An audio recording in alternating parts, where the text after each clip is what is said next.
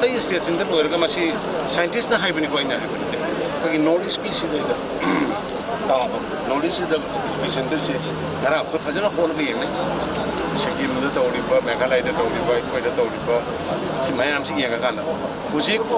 mass vaccination अखोई हुजिक office कारसु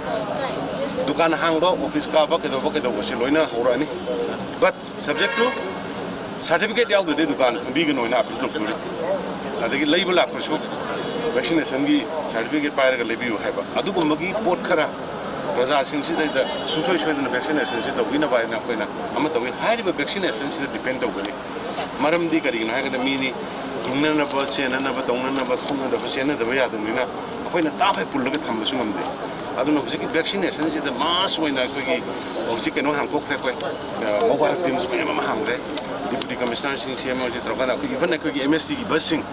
mobile केनो होइना अखोगी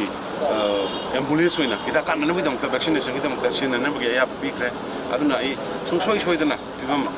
अंडर कंट्रोल द लानी है ना इतना हुजिकती कितंग अखोगी स्टेट गवर्नमेंट की वार ऑन ड्रग्स होबदगी अखोई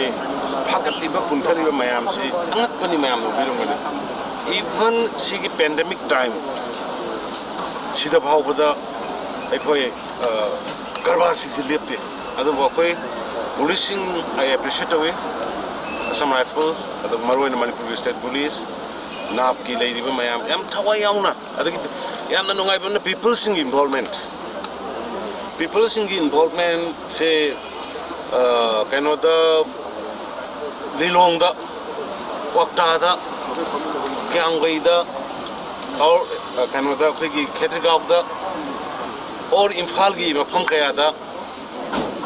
और सिंह की मफम कयादा एंटी ड्रग्स की organisation थोलकपा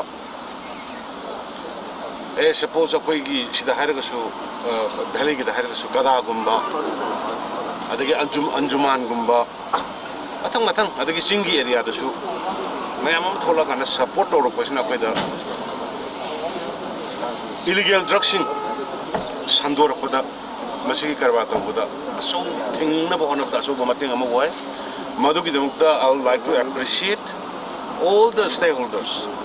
sugumba mayam sida yawbi riba mayam punamak appreciate tawri ya maruina handaki war against drug the sathar poppy plantation namdi poppy ki toroga drug tobogi business sigi mayak sathar pada singi silina mayam na support orpa mama ki village the thoga mama ki village the tharam basing masa na yang thala kanda social media da upload torpa अखोई drug poppy थारो अखोई अटोपा rent पियो गाना लाको यामना positive होइबा moment मा चेंज म लाको से I from the bottom of my heart I am appreciate the way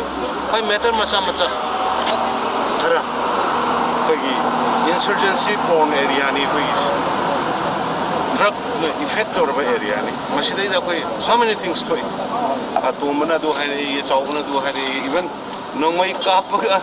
एम्बुस तौबद यावरो बिबावद मदु यावदे दबनि Ude यंबिगरा guys हाइनबा अदु मिस्टेक सानदे कनो तोरबा अदुना मदु कुमदु द मैटर न इन प्रैक्टिकली विटनेस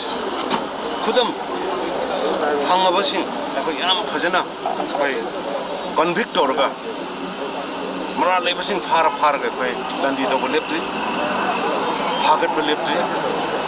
मखाताना सुबसे थगिगनी अदुना मयामदा सुगुम्बा ड्रग्स दगी लापथोक्सी को येंबियो मराबक सिरबा ऑर्फन्स मयाम सोरसानपुर सांदेल दा इम्फाल दा पुथुर दा सेनापति दा कांगपोकि दा तमेंगलोंग दा लेदिबा ऑर्फन्स सिंग ड्रग एडिक्ट्स ओइरका दा लेगिद्रबा दु ममा पापा सिंग लेहुरिबा मसा सिंग सिगी मयाम सिगी कल खांदा कोई ड्रग्स से टोटली कोई स्टेट सिदगी अखोगी नेशन सिदगी इराडिकेट तोगी बाइसे अखोई पुनमक लेरे अनुबजे असम नाइबर स्टेट स्टाम खान कया कना तोरमदे मुझे अनोबा ऑनरेबल चीफ मिनिस्टर हेमंत बिश्वास लापदगी मासु ड्रग की मायोक सिदा साथी न कना सत्र काना ngarang nan tada अखोई न तौगिबो स्टेट तुगी बदुगी टाइप द मोय कम कनो सि फाकट तोखल अदुना फर्दर पेंडेमिक सी इरोइन ना याम नुंगाइबदी एंगासाई आई रिपीट अगेन हाना पॉपी प्लांट तोरम मयाम मंगाना मक 268 हेक्टेयर्स ऑफ लैंड मधुगी जगह दो कोई पॉपी थाररोय अदुना नोय हॉर्टिकल्चर दगी एग्रीकल्चर दगी तो पी होइना कोइना पीरगा मोइना लौरगा थाबा हौरपगी लाकपा अदगी हयेंग गारी कुंथ्रादा हाना पॉपी थारम जगह सिंगमदो उ थाबिर अखोय उ थामिनर सि लाकबिरो